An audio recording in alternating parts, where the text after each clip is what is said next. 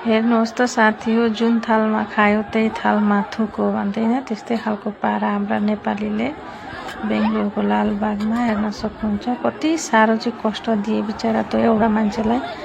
नेपाली यत्र नेपाली भएर कसैले सहाय गर्न नसकेर उल्टे कतिपय भिडियो उठाउने भए, कतिपय गएर कुट्ने भएर आधा मरो बनाएर छोडे त यहाँको लोकल मान्छेलाई।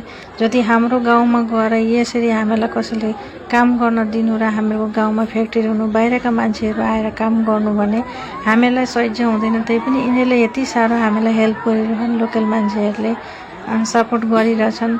यीको भोटर तालिका पनि भेट्नेले भेटे, रासिन भेट्नेले भेटिरहन्। कति सपोर्ट छ, कति राम्ररी ड्युटी गरेर खानु नि किन यस्तो गरेका। आफ्नो जात आफैले देखाइरहेछन्, आफ्नो इज्जत आफ्नो हातमा हुन्छ भन्छन्, आफ्नो इज्जत आफै फ्याँके। एउटा गर्ने शाखा पिराउने भन्दैन, एउटाले नगर्न काम गरेपछि अहिले अब यी भएका यहाँ कतिपय नेपालीले काम गरे यस्तो दुष्ट काम, अब सबै नेपालीको बदनाम। हेर्नुहोस् त साथी हो।